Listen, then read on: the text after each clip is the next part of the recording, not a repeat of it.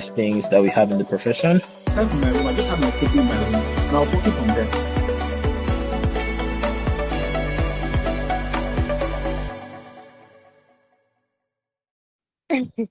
After obtaining a first-class degree at the Nigerian Law School, she obtained her first degree from the University of Lagos.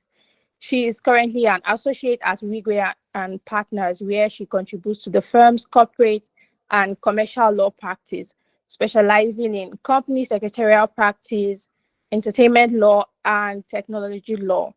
She has spoken on several technology platforms, including Global Tech for Africa Conference, where she spoke on the intellectual property rights of software developers. She was also on a panelist. She was also a panelist at her firm's webinar on the legal perspectives on artificial intelligence and has authored several articles that have been published on Business Day. Emandiong has previously interned with the Society for Corporate Governance Nigeria, where she pioneered the society's first international women's roundtable to get more African women on executive boards. She also worked across teams at the society to improve the standard of corporate governance in Nigerian organizations. When Emandiong is not lawyering, she likes to unwind by watching vlogs and talking with friends and family. And the last interesting fact is that she has actually successfully completed her program with the Institute of Chartered Secretaries and Secretaries and Administrators of Nigeria. And she would be inducted as a Chartered Secretary later this year. Okay, so we are going to give it up for our speaker for today. If Emmanuel has anything to say before that, then he can go ahead. Thank you. I think we can't wait to hear from Emandiong. So please take the floor and blow us away. Thank you. Thank you, Emmanuel. Hello, everyone. Good evening. Good evening. Okay, good evening. Thank you so very much for the introduction. Thank you for having me in this webinar. I would like to say thank you to David and the other organizers of this program. I know that it has run through 1 week, where you have been put through several important topics to guide you as you begin your legal practice. Please let me know if you can hear me clearly, so I know if I should increase my voice or not. We can hear you loud and clear. It's perfect. Okay. Thanks. All right. Thank you, Manuel. Okay. So tonight we'll be looking at the importance of emotional intelligence for young lawyers. And I will share my screen. Let me...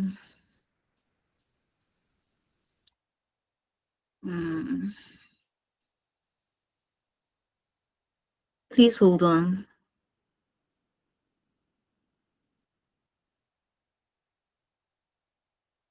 Okay.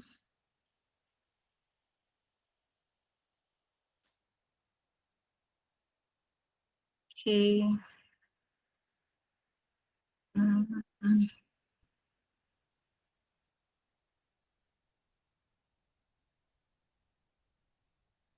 How do I make this a full screen here?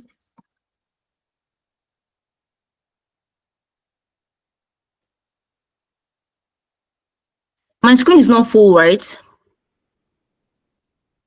It's okay. We'll just pin it down for everyone to see. Okay, because I need to...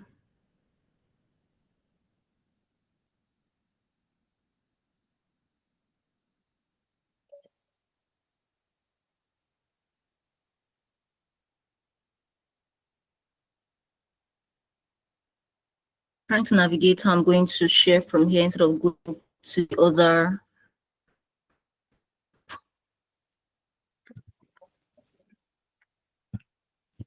Okay, gotten it. Okay.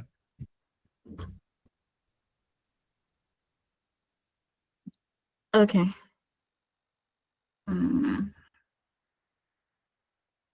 I don't think I can even change screen from here.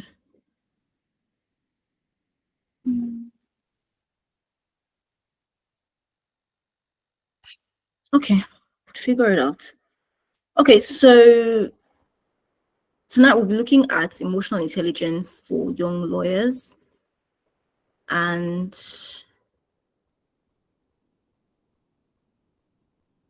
please hold on. I'm sorry.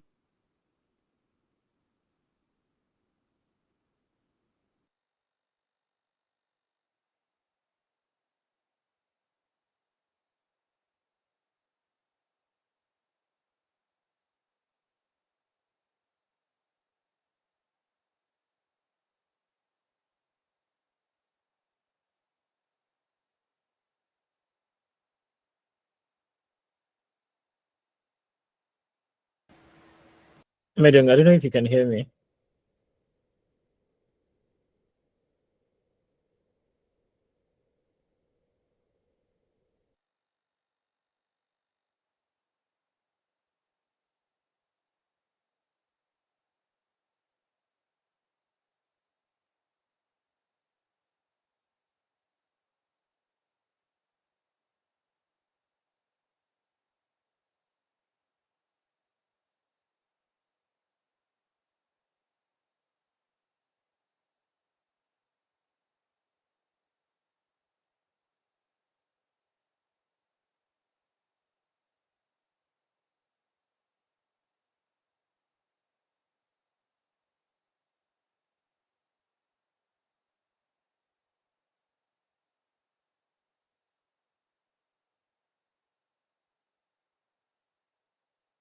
Okay, thank you. I apologize for that. I need to leave this page if I get to the next slide, but it's fine.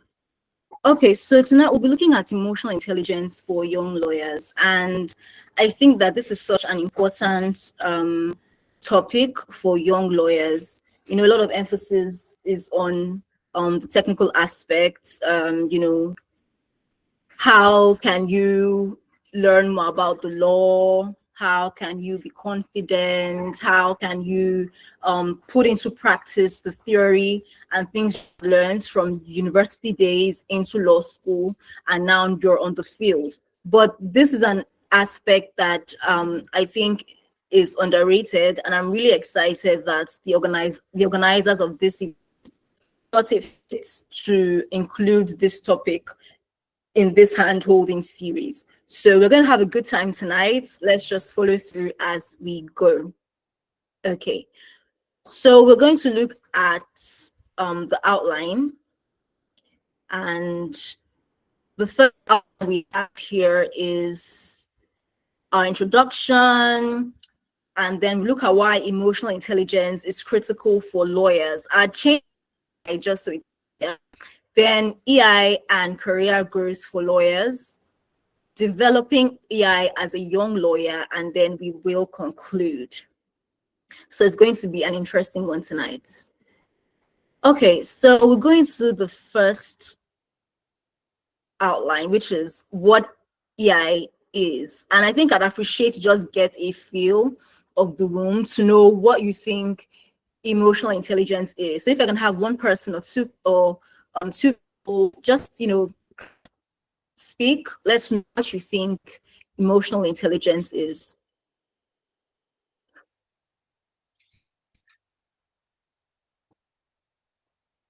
Is there anyone who would like to share?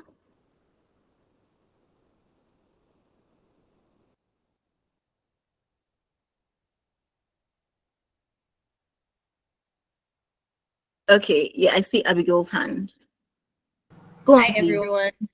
Good evening. Thank you, Emandiong. So I think emotional intelligence basically means the ability to put other people's emotions into consideration, being aware, or rather being intentional about other people and knowing that, oh yeah, other people are important as well as you are, as much as you are.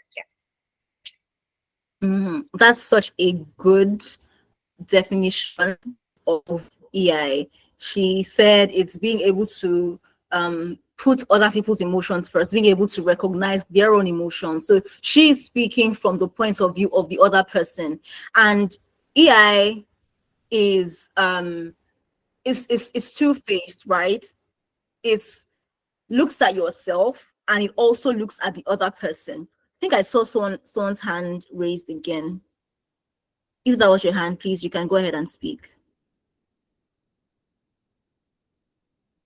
Okay, so EI is the ability, from what I have here, is the ability to recognize, understand, and manage one's own emotions as well as the emotions of others. It's the ability to recognize, understand, and manage one's own emotions as well as the emotions of others. So it has a two-faced approach.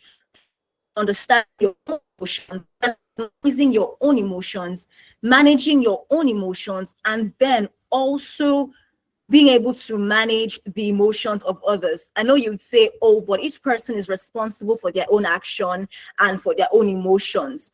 But then there's this, popular Bible verse that says, a soft answer turns away wrath. So even if, the other person, is full of wrath and they're angry, it says a soft answer turns away wrath. So you can actually influence the emotions of other people, and that's what EI is about. And if I am to describe it myself, I would say EI is being intelligent in the area of your emotions and the emotions of others. We usually emphasize technical intelligence, being able to understand your technical subjects and topics. But what about your emotions? As human beings, we are made up of emotions. And that's what differentiates us from robots. Robots don't think. Robots can't feel. They can't express themselves. They can't. They can only do what they have been programmed to do. They can't go outside that scope. But human beings, we think, we make decisions, we feel, we cry. So we have emotions. So it's important to understand your emotions because they affect every other thing you do. They affect your work as a lawyer. They affect your work. They affect how you relate with other people. And if you're so good at your job, but you're not able to manage your relationships, I think it's going to have a bad output on what you do. It can make a mess of the technical aspect that you hold so strong, that you hold so dearly. So it's important that we don't underestimate and underdevelop this part of ourselves. It's very important. So we're going to look at the components of EI. The components of EI. And the first or the 5 components I have here are 1, self-awareness, self-regulation, motivation, empathy, and social skills. Self-awareness. This is simply being aware of your emotions, recognizing your emotions and how they influence your legal practice. So when you're self-aware and then you understand your triggers, you make a mental note of your triggers. So when someone does something in the office and then you react a certain way, ask yourself, what emotion am I feeling at this time and why am I feeling it? So for example, in the office, someone is playing a video and their volume is so loud. And the moment the loud volume comes on, you just look up at the person. And your face, you're just irritated, you're put off by how loud the video is. And then there might be some other person in the same room who does not even they can hear the loud music or video is playing, but they can't even hear it. They don't even know something is happening. They're not even moved that video is so loud. So you see how different we can be. So when you are aware of how you react in certain situations, it helps you to put your emotions under control. When you realize that you don't like loud noises, you don't like noises rather, or you don't like loud videos. When a loud music, or video comes on, because you are aware that those kinds of things annoy you, you would be careful not to get throw more in your face. You know, you can tell the person, oh, please, can you tone that down a bit? You know, or you plug in your own earphones. But if you're not aware that those things trigger you, you'll just start shouting at the person. And that is not a good, you know, practice, or a good practice of emotional intelligence. So it's important that you are self-aware. Self-awareness awareness is also important when it comes to deciding the practice areas that you know might go to. So there are some people that are easily triggered. They can be seen as highly sensitive people. There is actually what's it called, a type of people that are called highly sensitive people, and I encourage you to look it up and check if that is who you are. When they hear things like, you know, those kinds of people might not be able to practice criminal law. They might not be able to be represent people in criminal matters, because when they hear the stories, they would even start crying. When they hear the stories, they will be having nightmares. Meanwhile, there's some other people that is what they like. In fact, that is what the kinds of cases that they are looking for. So you see how different people are. So don't look at the other person and say, oh, person is so strong. Is it that I'm a weak person? You're not weak. You just have your strengths in some other areas. And in those areas that you are strong, they might not be as strong. So when you're self-aware that certain kinds of stories or, you know, practice areas trigger you, they just trigger your emotions, you know that this might not be where I'm supposed to be. So you take a step back and then you reanalyze your options. So self-awareness is a crucial part of EI. And when you realize those emotions, make a mental note of them. Note, okay, I don't like hearing sad stories. I don't like hearing, these kinds of things. It will direct you. Then the second component of EI is self-regulation, which is super, super, super important, because as long as you're working with other people, you're going to get annoyed. You're going to get pissed off.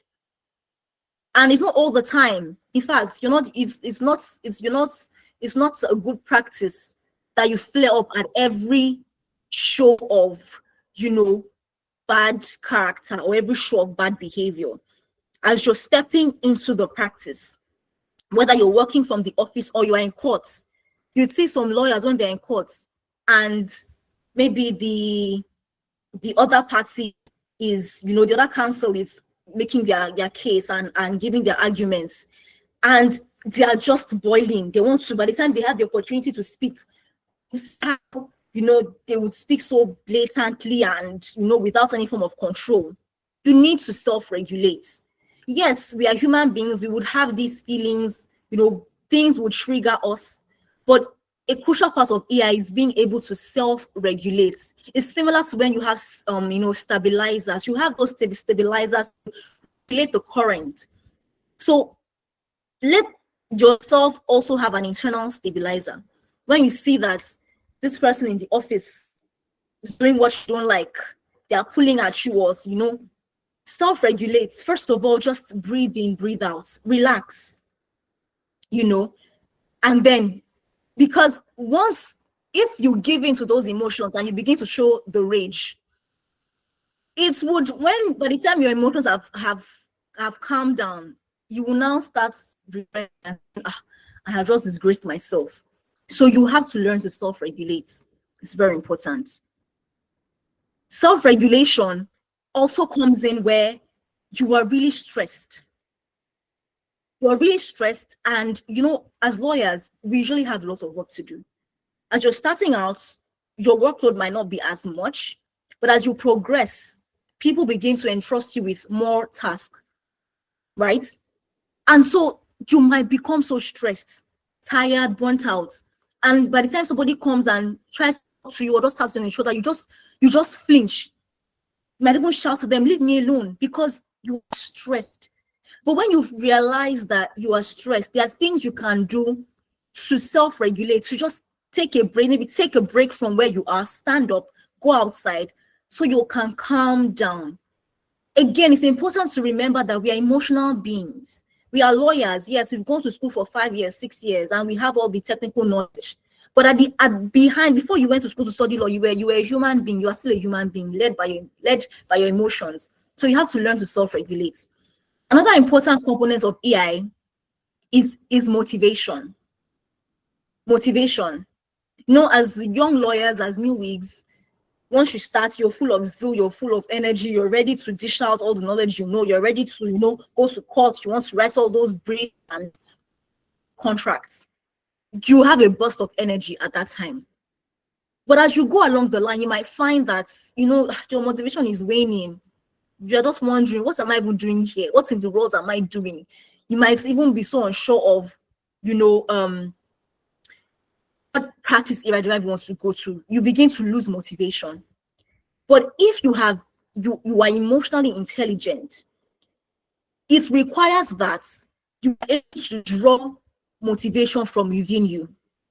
People will not always be there. It's great to have people in your corner that encourage you and cheer you on. But the greatest motivator is yourself, because they won't always be there with you. So you wake up in the morning and you're just tired. You're like, am I going to work again today? You have to remind yourself, when you're emotionally intelligent, you would, first of all, you'll be aware and recognize the emotion that's playing out. And then you have to remind yourself to say, this is why I am doing this. This is why I have chosen to be at this law firm. This is why I have chosen to, you know, be in this area of practice. This is why I have chosen to accept what I have at the moment. You must learn to motivate yourself. It's an important part of emotional intelligence, because it affects your emotions. It affects your emotions. So please be your greatest motivator. And it's also important that you cultivate a sense of purpose beyond monetary rewards. You might see some of your colleagues, some of your friends, oh, they are in law firms that pay them so and so amount of money. And then you look at your own starting salary and you're like, am I a spoon? You need to understand your purpose beyond monetary rewards. Yes, it's great. We all need money. Money solves a lot of things. We need to, you know, build our wealth. But beyond monetary rewards, what else is in it for you? As a lawyer, you're thinking about the skills you need to build, because you won't be in that spot forever. You won't be in that law firm forever. The more you build your skills, the more you build yourself, the more other firms, other places will want you. So understand that where you are is temporary. That is if you're in a place that you do not like. So what is the other driving force for you? It could be that your law firm might not pay as much as some other law firm, but they give you the chance to explore. They give you the chance to go through several practice areas. They give you the chance to you know, be trained. In some law firms, they would restrict you to a certain practice area from the start, and that will make for a good lawyer. But if you have that motivation and you realize that in your law firm they allow you to go through all the practice areas, that's a plus. So you must look for the other things that are rewarding to you aside money. Then the next, you know, you will be told that the legal profession is a business, and you have to charge. You even have the scale of fees that shows you what you must charge for each service. You are told that don't be fooled by the tears of the clients. They'll come to you and cry and say, hey, please, oh, help me. Or you don't be fooled, or make sure you collect your money. And yes, that is great. It's important to be able to, you know, balance it, have a solid heart to ensure that you are paid what is yours. But if you have emotional intelligence, you will learn to have empathy. The legal practice can be a business, yes, but you're also dealing with human beings. Your clients don't know law. All they know is that they have a problem and they need a solution.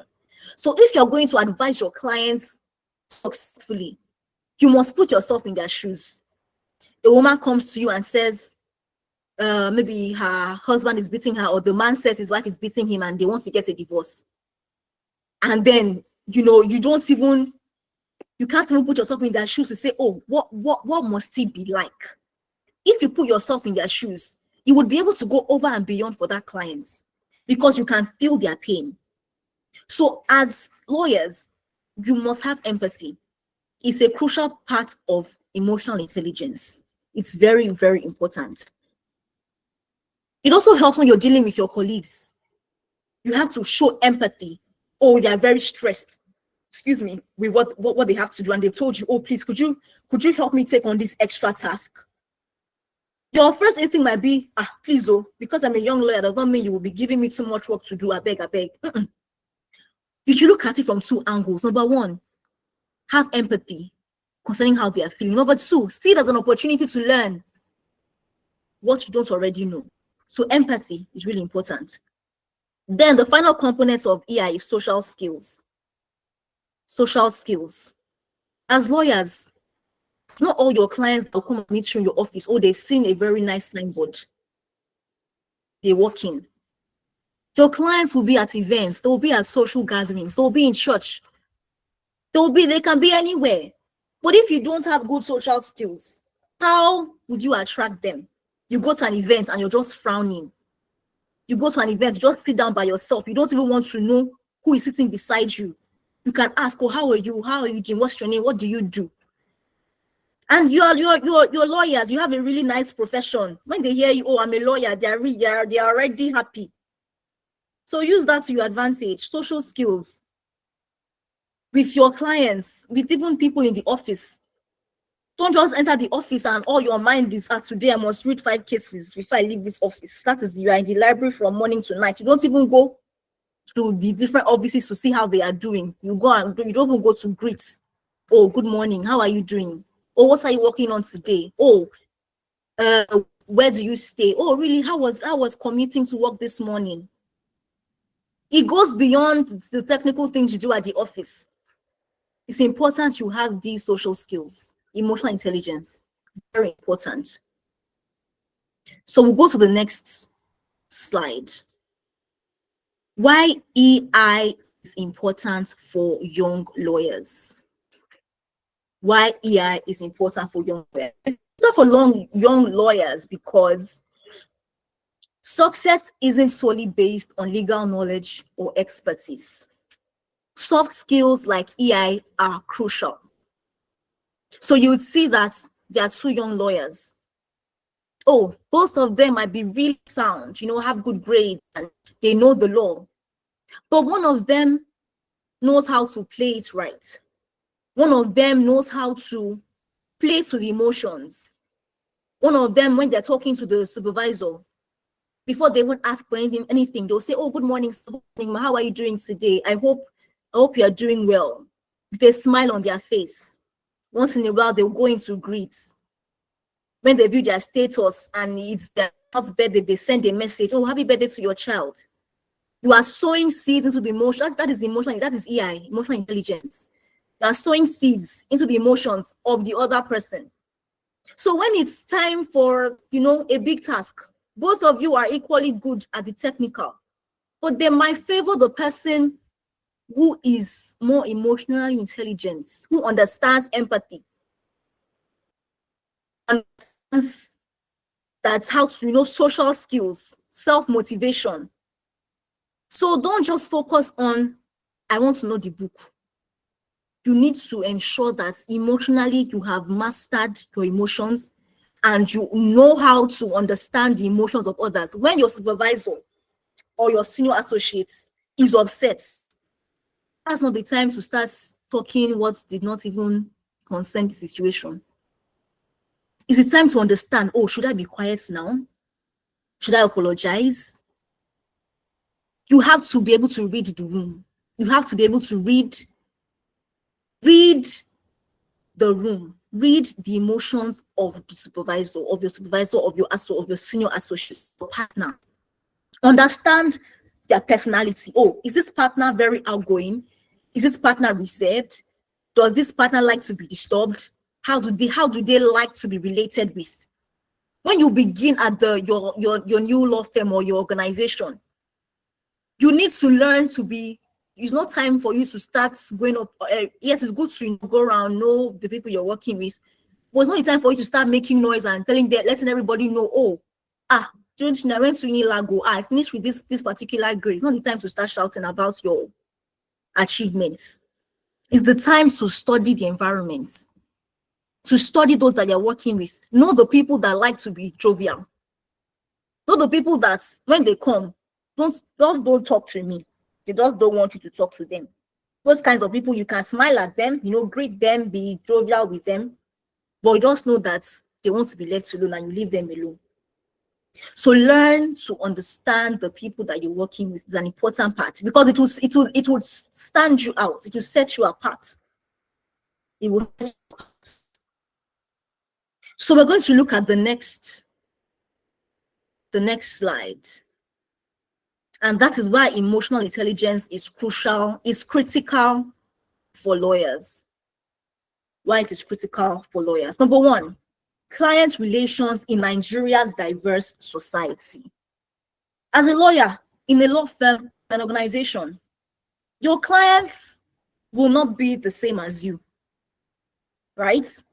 They will come from different backgrounds, both from their states, from their background, their status. You need to know to deal with each client differently. A client can come in, and this client, is so high and mighty in society. They like things done a certain way. You don't show up late to meetings for certain clients. Some clients, they won't even, it's good to be on time for all your meetings. But some clients, they would even come like five hours late. You know that those ones, they don't even care about time. But there's some clients that when they have said 2 p.m. is 2 p.m., you go 2:05, that's the end. They have counseled you and chosen the next lawyer. So one way is to understand EI. You understand, again, we are human beings. We act from our emotions. We act from our personality. We don't act, they've told us that this is how you must do. Whoever you are will always play out in the different areas of your life. So you find that likes to keep to time, you will understand the kind of person they are. You know that these ones, you don't laugh too much. Like I say, you have to be able to read the room. When they come, they're looking so serious. You too, you have to be serious. But some clients will come, and before they even tell you about their issue, they have joked with you for 30 minutes. That's not the time to say, Madam, please, I have work to do. You joke with them because you are looking for their money. You joke with them. So you must understand, you must play the emotions, basically.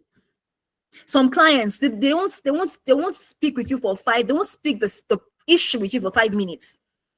So they will pay you a lot of money in millions, but they will first of all joke with you for 40 minutes. They want to understand if you are able to be, you are flexible.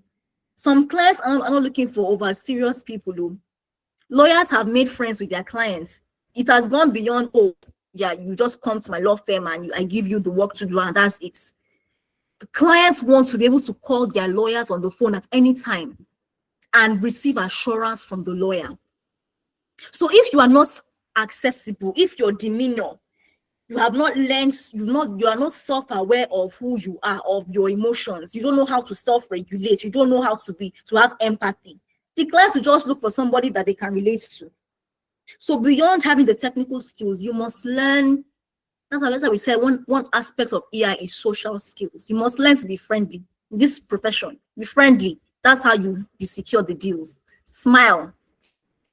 Another reason why EI is critical for lawyers. We spoke about self-regulating. In this profession, like we said, there will be a lot of work at sometimes. And then if you live in Lagos or you live in a state where everything is just fast-paced, you're waking up by 4 a.m., 5 a.m., leaving your house so early, you're very tired to the office, coming back, traffic. When you get to the office, there's work.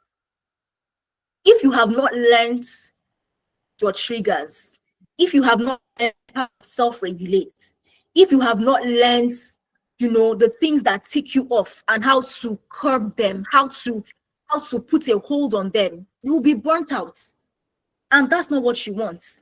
We see lawyers who have been in this profession for so many years, 30 years, 20 years, and they're doing so well. They have learned to manage their emotions.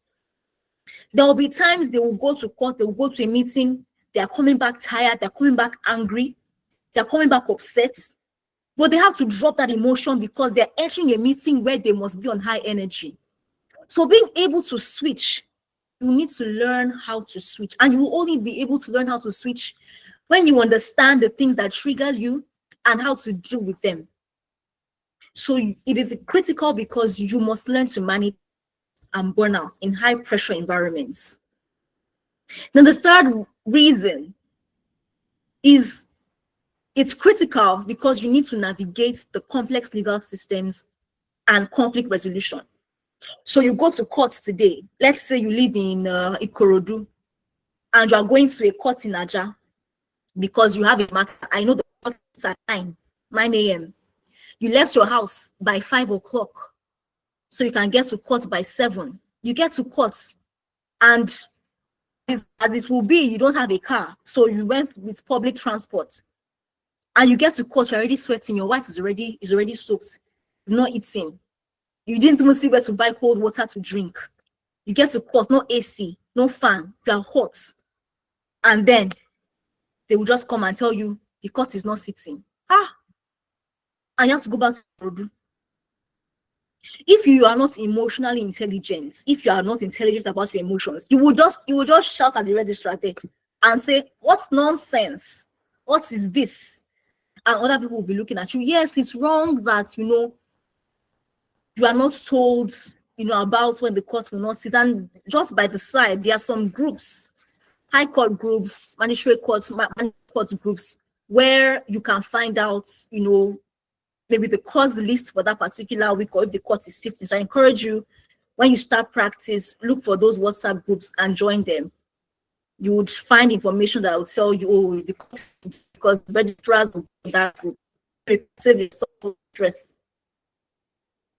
So you need EI to, like we said, self-regulation is very important. And then when you're dealing with yourselves as colleagues, as counsel, or you go to court and you find out that the counsel on the other side is your friend or someone you know. Yes, whilst you are there in the courtroom and you're arguing your cases, you want to win, you want to scatter the other party. But when you come out, because I see it, when they leave the courtroom, they will hug, they will start talking, the two counsels, the two counsel. They'll start talking because yes, they're there to represent their clients. It ends there. You can't say because I can't cover so amounts of money from your clients, I will hate you for life. How dare your client's money? You don't know the counsel that you don't even have issue with the clients. Is with the counsel. Is the clients that have issue. You will now carry the issue and use it to hold grudge against the other counsel. Then tomorrow, when the counsel has a job and is looking for, which counsel can I ask to quickly represent me here to quickly do this job? And let's say they will even pay you 5 million, 10 million. They will not even remember your name because they remember that small space, small chance to be friendly. This one did not even care. So, conflict resolution, emotional intelligence. You need to know to draw the line as lawyers. I know it's sweet when you're in court and you want to make a mess out of the other counsel with your arguments. But once you come out of the courtroom, please be cordial. Be cordial. So we are gradually winding down. Let's go to the next slide. I think this is the second to the last. Yeah. So the next slide, emotional intelligence and career growth for lawyers. EI and career growth for lawyers. It is tied to your career growth greatly. Tied to your career growth.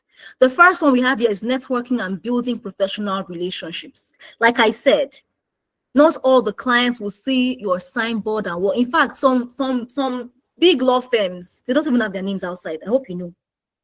You will see the name of the law firm on the signboard on the building because they know where their clients.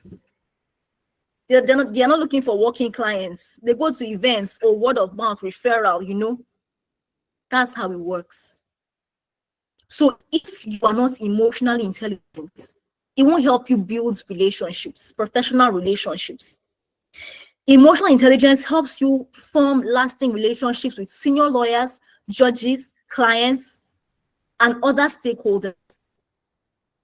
Understanding social cues, showing respect for hierarchy, and establishing trust are key to thriving in this relationship-driven legal industry.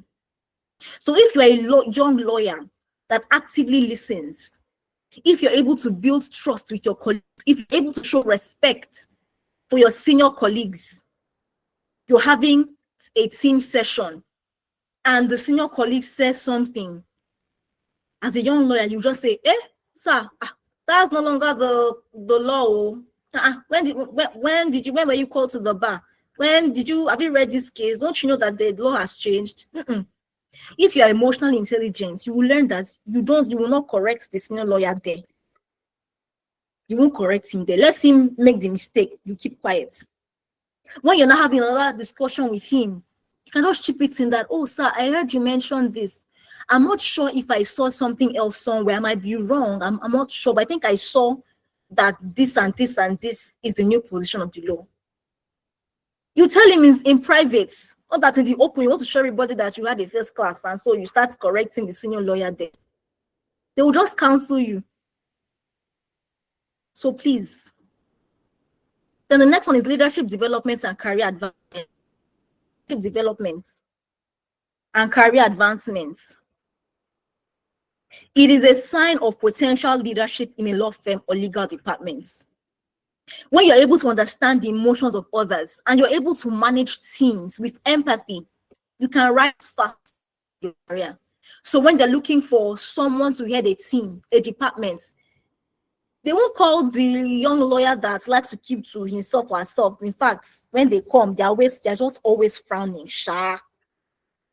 No, they will choose the one that knows how to relate with others. You might not be the friend, you might not be the most outgoing person, but you should be friendly. There's a difference between outgoing and friendly. When you see outgoing people that they just like the high energy. You might be someone that doesn't have high energy, but you always have a smile on your face.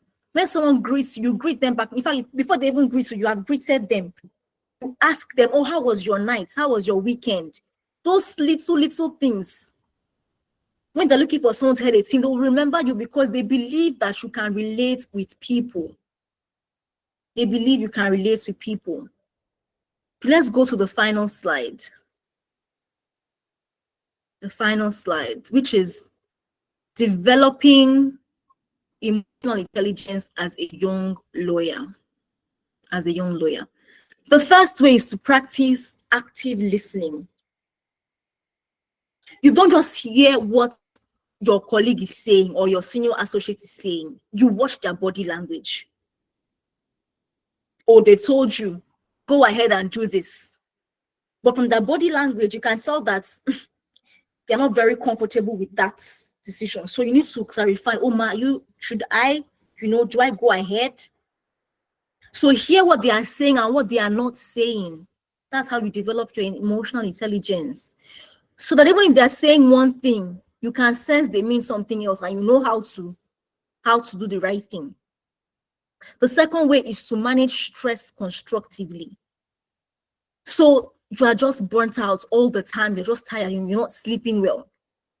You need to learn to prioritize rest. Oh, they will tell you are young, this is not the time to rest, it's not the time to be laid back. Please, it is always the time to rest. Yes, there's some days that you need to work for longer hours than other days, given. But you can't be awake 24/7. No matter the workload, it will get to a point that what you're even doing is not even entering your head because you are just tired. You need to shut down the laptop and sleep. When you wake up, your mind will be refreshed. Sometimes you might have work that will spill into the weekend.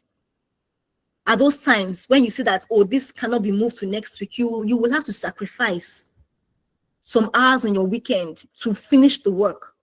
But you must also find time to rest, sleep. 30 minutes, take a break and sleep. Drink water. Go out with your friends. life is a balance. Because if you don't develop emotionally, you're only just focused on the technical aspects. You are a human being. You're not a robot. So you must learn to balance it. The next one is to, so you have a difficult client. This client must just stress you, must just stress everybody. So you speak to the senior lawyer and say, oh, how do we deal with these clients? How do we relate with them? Seek guidance, seek counsel. And then if you had a challenging situation, maybe you didn't respond in the best way, you didn't know what to do at that time. When it's over, go and seek feedback. Or you ask the person that was with you on the team, how did I do? What could I have done better? When you seek feedback, when that situation happens again, you will know what to do and what to do right. Now, the final one is emotional awareness training. And by this, I mean, reading books. I'll recommend a couple. Reading books on EI, listening to podcasts, YouTube videos that speak you all the tips, the strategies to put in place to be more emotionally intelligent. Then the final slide. Here I have recommended texts. The first text I have, which is not directly on EI, but is on personality, and which actually linked to EI, and will help you understand yourself better and help you understand the other person better, is Why You Act the Way You Do by Tim LaHaye. Why You Act the Way You Do by Tim LaHaye. It will break down the 4 primary temperaments: sanguine, melancholy, choleric, and phlegmatic. It would show you how each of these temperaments react in different situations. It would show you the strengths. It would show you the weakness. It will show you how to deal with the weaknesses. It will show you so many things. So when you understand temperaments, you go to your office and then you see these particular associates. You can quickly tell this person is choleric. They like to work. They are natural born leaders. They like to take authority. So when they do certain things, you won't think they are doing it because they hate you. You will know that that is how this person is, and you know how to relate with them. You see another associate. This person, when they come, they just move so slowly. They don't talk. They're just very laid back. You know that person, is a phlegmatic. Then you know that it's not that this person is weak, but that is their person. So you know how to deal with them. You see somebody else, this person, when they come, they have started shouting. When they want to greet you, you are right in front of them, but they must shout. The people in the other office will hear that they have come. You know that they're sanguines. So when they begin to display, you just give them room. You understand how they are. You see another person, this one, they are so reserved. When they talk, you can't even hear what they're saying. But they can work. Okay, these ones are melancholy. When they are so quiet, that it's not because they don't like you. That's just how they are. So when you understand that this is how this person is, it would reduce conflict a lot. Then the second book, which I have not yet read, but it is I will call it maybe a precedent on EI. We call it the locus classicus, is Emotional Intelligence, Why It Can Matter More Than IQ by Daniel Goleman. So you can find these books, buy them, read them, build yourself, not just in the technical aspects, but also in the emotional aspects as well. And so I trust that this has helped you some way, that you're able to take 1 or 2 things and that you would be able to apply as you are accepted into your law firm, your organization, or wherever it is you're going. Please remember, your IQ is important, your EQ is equally as important. Thank you so much for listening, and I hand this over to David now, or another organizer.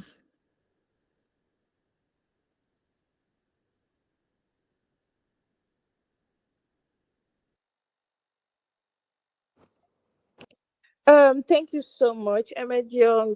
It was indeed a useful presentation. it's a perfect build-up from the session we had yesterday, which was on networking, and it definitely goes hand in hand. Yeah, so this is the avenue for questions. If you have any questions, you can just unmute yourself and ask, or put the questions in the chat box. In the meantime, I see that David pasted the WhatsApp group link in the comments if you are not yet on that group. So yeah, this is the time for questions now. And David, if you have anything to add before the questions come in.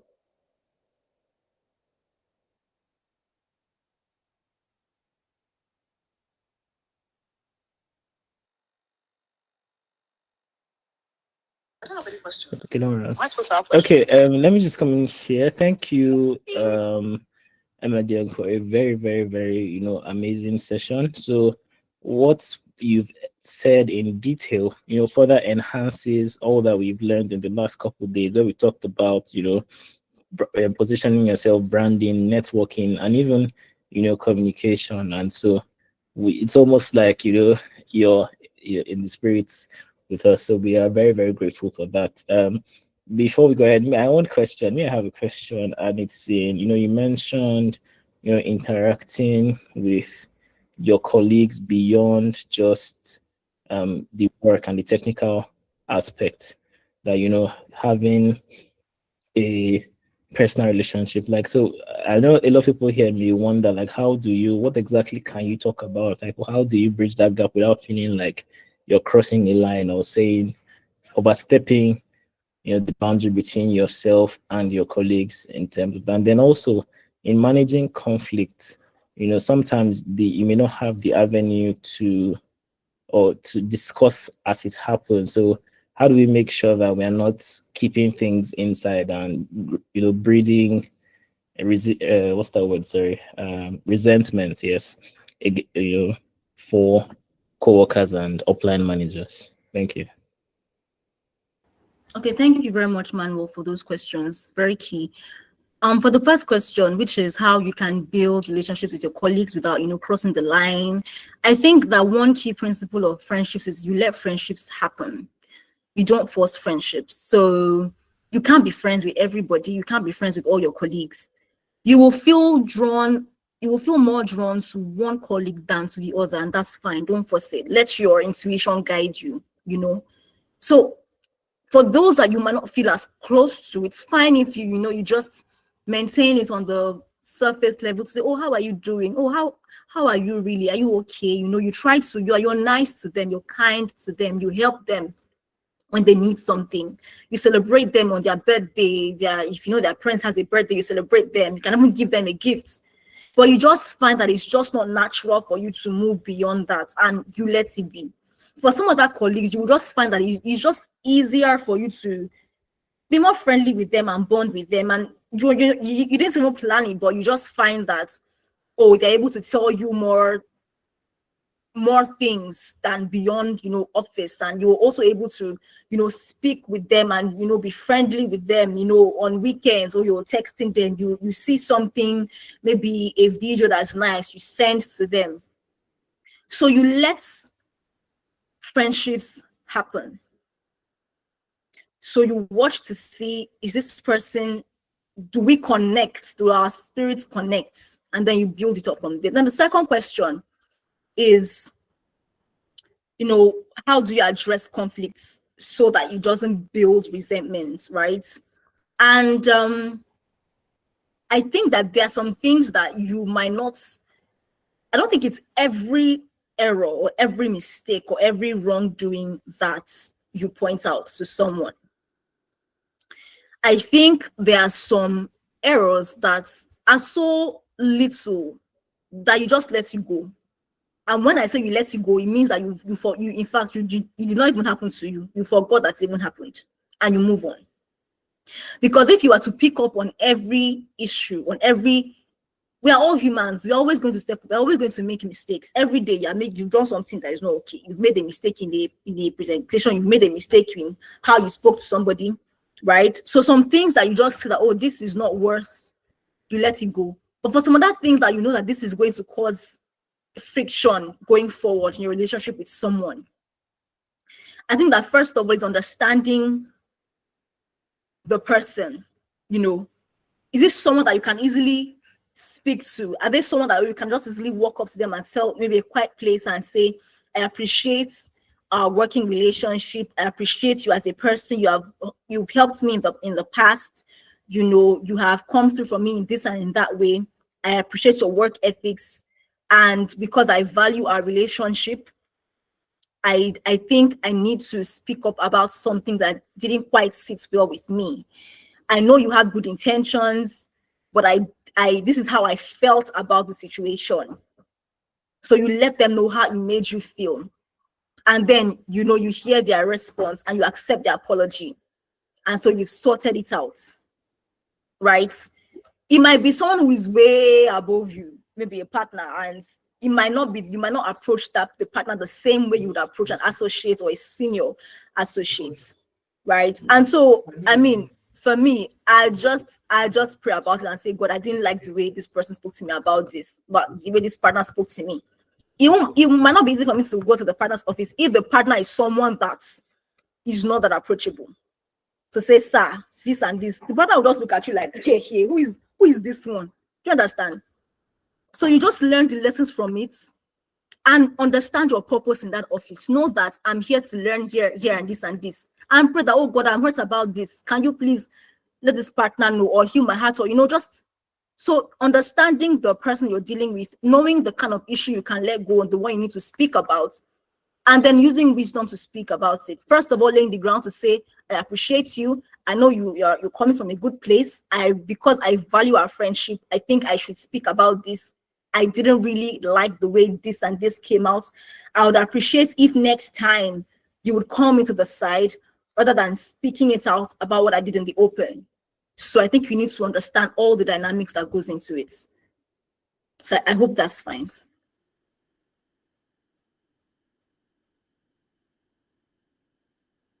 Yes, you've answered the question very, very well and comprehensively. I'm really grateful, Emma. Thanks. Okay, I can see a question in the chat box. It says, my question is, what is expected of us as young lawyers where we are in a difficult situation at the firm, maybe in the case of a toxic environment? Okay, so I don't know what difficult situation this is or what toxic, I mean, toxic really could mean different things. To me, toxic is where, you know, you are being emotionally abused and you're constantly being looked down on. I think that you need to me, you know, if you're being emotionally abused or you're not being verbally abused and you're just tearing down your confidence, you need to speak up. Because it won't take long before you see less of yourself. Okay, so you can first speak to a trusted someone who is above you to seek further counsel. Okay, but what I would say is, whoever it is that is, you know, being verbally abusive or emotionally abusive, respectfully let the person know that you recognize the order in the office, the hierarchy, recognize that you're doing your best, you know, you're trying to give your best inputs, that you appreciate being accepted into this firm and, you know, all of that. And that you would appreciate if, you know, you were addressed this way instead of other way. And when you see that it's really hampering on your self-esteem, I think you need to begin to look for your exit points. Because you have to wait. Is it worth it? Is a firm even that's great of a firm that I'm willing to sacrifice my self-esteem, my self-confidence for one person pulling me down? And if the person is even on a low rank, well, by low rank, I mean the person is not even a partner, is not a managing partner, maybe an associate or someone else, you can lay a complaint. I think you can. For the person to be called to order, to say, like, especially when the situation is bad. My own advice is not to suffer in silence, no matter what. Don't speak up, wisely, tactfully seek for that counsel, and then please try to address the situation. Please, yeah. So I think I hope that answers the question.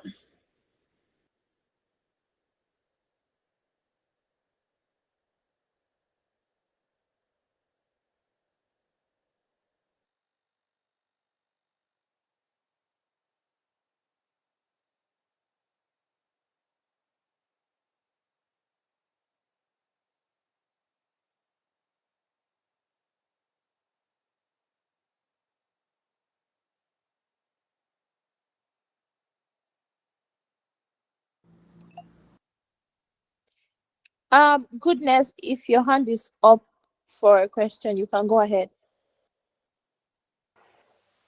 Evening, ma. Thank you for the opportunity.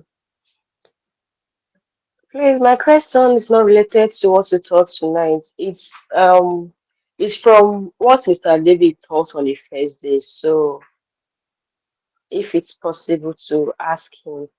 So, I want to know because that first day he taught us how to go about our clearance, but I don't think he mentioned anything about CBT clearance, and I'll be hearing it.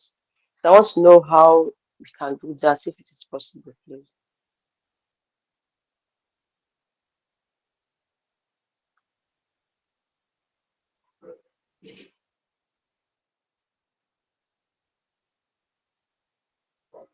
Hello, ma. Did you hear me? All right. I'm sure she heard you, but David is in the room. So I don't know if you would like to take the question since he's the one that took the presentation that day. All right, ma. But it's fine if anybody can answer.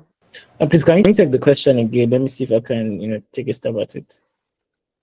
Okay, he took us through the clearance process, but I'm not sure he mentioned about CBT clearance. So I just want to get a guideline on how to do the CBT clearance. Did you say CBT clearance? Yes, sir. I think that might be an innovation, but I don't think we had to do much in that regard. And we just needed to have the relevant documents. But I think that you just need to hold on. Everything would be communicated to you. So what David tried to give you is like, to arm you ahead of time, like for one. But at the time, I mean, we didn't also have the information, but there'll be, sufficient communication during that time of everything that you need. There'll be information. There are people that work at the law school that will be able to, communicate the requirements and the steps to take, because sometimes it's not the same for every set, which I think, like we initially the alumni clearance was just was a physical form, but in our set we had to create a separate portal for that. And when we got to, I mean, my clearance was on the first day, so when I got there I wasn't able to progress because they were insisting on the portal, and the portal wasn't responding. Eventually, at the end of the day, after spending the whole day, we used the manual form, but subsequently, every other person used the online one. So I guess at the time, when everything is when it's time, everything will be communicated to you. So just sit there, relaxed, and don't have to worry too much. Everything will be clear. And of course, you could always at that time, if you still need any clarification, having gotten the relevant information, we would be available to guide you as well. David or any senior who has done that will be able to. Any of your colleagues or friends who you already have in that have gone through the process can also put you through. So I hope that settles in your mind. Vinci, please. Yeah. All right. Thank you, sir.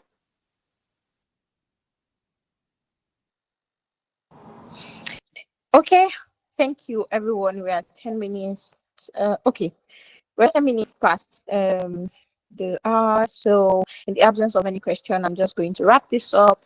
Hope to see you same time tomorrow. And thank you for paying such rapt attention today. Bye.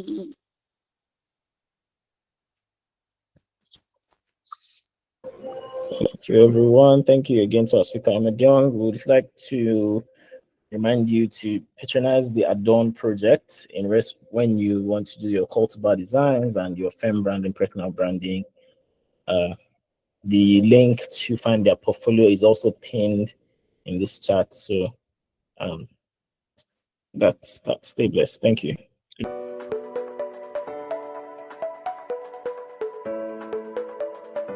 Things that we have in the profession. I just have my table in my room, and I'll focus on them.